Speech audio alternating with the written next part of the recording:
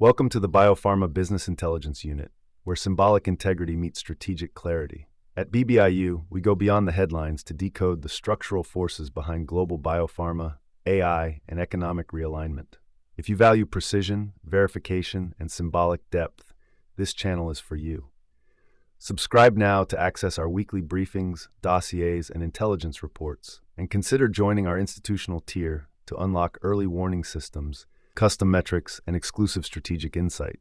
You're not just listening, you're entering the future of epistemic intelligence. www.biopharmabusinessintelligenceunit.com. White Paper BBIU, the Nuclear Digital Water Nexus, Korea's strategic blueprint for energy, data, and freshwater security. Date, October 2025. Prepared by Biopharma Business Intelligence Unit, BBIU LLC. Introduction. Korea is entering a new energy crossroads. The current administration emphasizes solar, wind, and imported LNG as the pillars of the future system, stressing that nuclear plants are too slow to build and too politically costly to pursue. Such arguments provide short-term optics, but expose Korea to long-term dependency on the United States for liquefied natural gas and on China for renewable hardware. Nuclear power, the only field where Korea has achieved global exports, domestic mastery, and proven technological sovereignty, is at risk of being sidelined. This paper presents an alternative vision, the Nuclear Digital Water Nexus. Instead of treating electricity, data infrastructure, and freshwater as separate silos, Korea can integrate them into a single closed-loop system. Nuclear reactors provide stable baseload electricity. Hyperscale data centers embedded in mountain ranges consume this power while using desalinated water for cooling, and the resulting vapor is condensed and returned as potable water. Desalination facilities, driven by nuclear energy, add an additional source of freshwater, while brine byproducts can be repurposed for mineral recovery. The result is a sovereignty engine, a system that generates power, secures data, and expands freshwater availability without damaging ecosystems. The strategic model. At the core of the Nexus is symbiotic co-location. Nuclear reactors, underground data centers, and desalination plants are clustered in coastal hubs, transforming each component's limitations into shared strengths. Nuclear energy provides continuous, weather-independent baseload electricity. Subterranean data centers, carved into mountain ranges near reactors, benefit from natural insulation.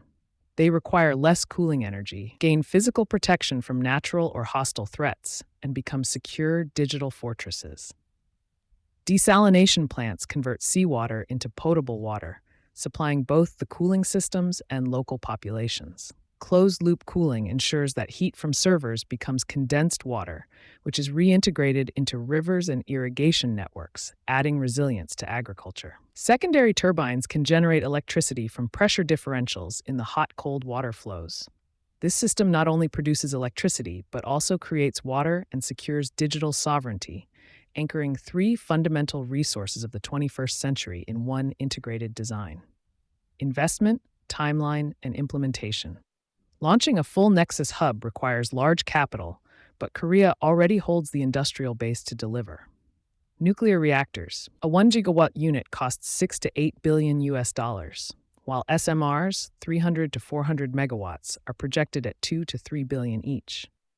Desalination plants. A 100,000 cubic meter per day facility requires $300 to $500 million. Hyperscale data centers. A 100 to 150 megawatt underground complex costs $1 to $2 billion. Integration systems. Closed-loop cooling, pipelines, and turbines add $500 million to $1 billion.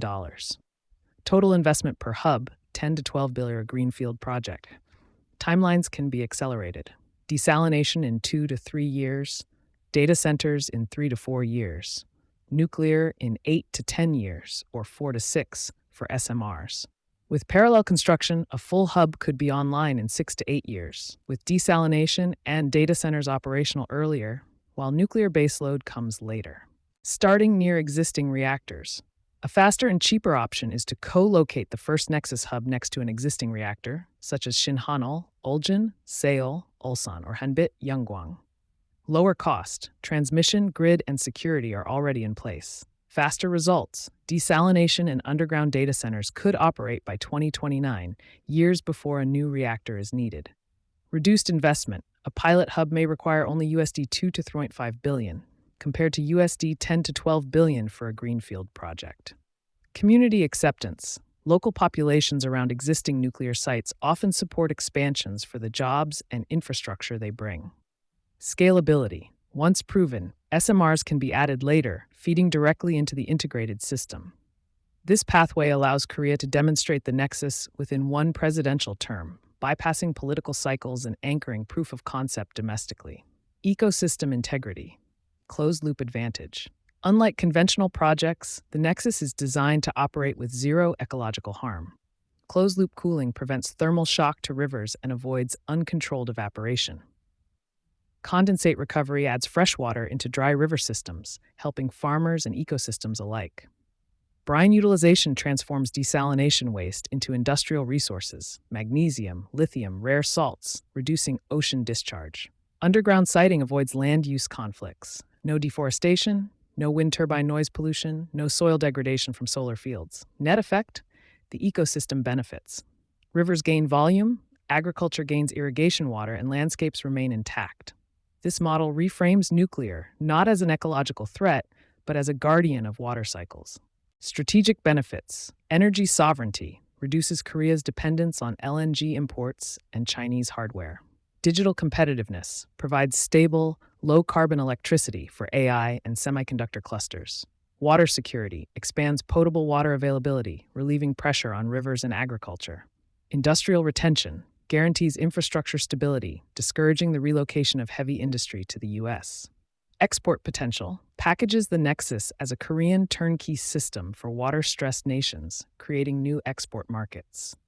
Symbolic power positions Korea as the first country to unify electricity, data, and water into a single sovereignty blueprint.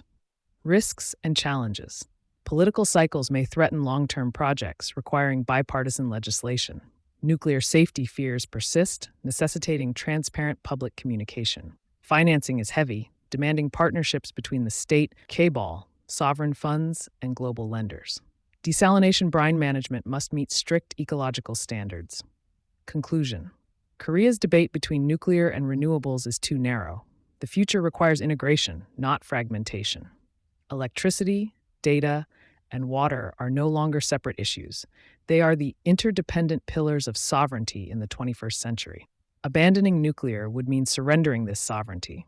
By embedding data centers in mountains, powering them with nuclear electricity, and coupling them with desalination that creates potable water, Korea can redefine nuclear power from a contested legacy into a sovereignty engine. The nuclear digital water nexus ensures that the three vital resources of modern civilization, electricity, data, and water, remain domestically secured and globally competitive. For Korea, this is not an option. It is the only path to autonomy. Annex Financial Blueprint, Investment, Timelines, and Returns. Key assumptions. Electricity sale price to grid or internal transfer, USD 90 megawatt hours, sensitivity 70 to 120. Nuclear operating cost, fuel plus O&M, USD 25 mo hour. Desalination, RO, 3 kilowatt hour plus US 20 hour non-energy OPEX. Potable water tariff, municipal, industrial, USD 1.10 to 13 thermokers. Data center colocation lease, USD 140 to 180K per megawatt month. PUE, subterranean data center, 1.2. Nuclear capacity factor, 90%. ROI method, simple payback, CapEx. Financing, depreciation, and taxes are not modeled here. Timelines, desalination RO, 2 to 3 years. Subterranean data centers, 3 to 4 years. Tunneling, cavern halls, fiber. Nuclear, 8 to 10 years for conventional, 4 to 6 years for SMRs once standardized. Integrated hub, 6 to 8 years full load if built in parallel. Desalination plus data centers can start by years 3-4, nuclear baseload later. Fast track, adjacent to existing reactor, desalination's data centers operational in 3 to 4 years, using the existing nuclear baseload. Korea's implementation capacity, nuclear, Doosan Enerbility, KEPCO KHNP, Hyundai Engineering with proven export track record, UAE, Turkey. Desalination, Korean firms have delivered per 300,000 MSK plants in the Middle East. Data centers, SKT, Naver, KT, plus partnerships with hyperscalers, MS, AWS. Heavy industry, shipyards and fabrication yards capable of modular SMR construction, pressure vessels, and balance of plant. EBITDA and payback scenarios, A. Pilot adjacent to existing reactor, Configuration includes a 100 megawatt IT data center, reverse osmosis desalination of 100,000 cubic meters per day, and use of existing nuclear baseload.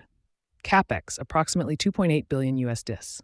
EBITDA approximately 607 million US per year. Payback period roughly 4.6 years. B. Standard SMR hub. Configuration includes a 300 to 400 megawatt SMR, 100 megawatts data center, and 100,000 cubic meters per day desalination. CapEx approximately 5.2 billion USD. EBITDA about 249 million USD per year, resulting in a payback of around 20.9 years. Under favorable conditions, EBITDA could reach 315 million, cutting payback to 16.5 years. If SMR CapEx drops to 2.2 billion, payback could fall to 13.7 years. C. Mega Hub. Configuration includes a 1 gigawatt nuclear unit, 200 megawatts data center, and 250,000 cubic meters per day desalination. CapEx approximately 11.5 billion USD. EBITDA base case around 772 million USD annually. Payback period approximately 14.9 years. Sensitivity scenarios. Energy price increase from 70 to 120 USD per megawatt hour could reduce payback from 17.5 to 12.2 years. Data center lease price rising from 120 to 200,000 USD per megawatt month reduces payback from 16.9 to 13.3 years. Value drivers. Monetization of stable electricity. Data center revenues from secure underground infrastructure. Water sales from desalination. Technical efficiencies and potential for secondary power generation. Access to green financing and ESG-aligned capital. Recommended sequencing. Phase 1 from 2026 to 2029 involves a pilot next to an existing reactor, requiring 2 to 3.5 billion USD and reaching payback in less than 7 years. Phase 2 from 2029 to 2033 scales the model using standardized small modular reactors with investment of 4 to 6 billion USD per hub. Investor message. For fast ROI, start adjacent to an existing reactor. The nuclear infrastructure is already amortized.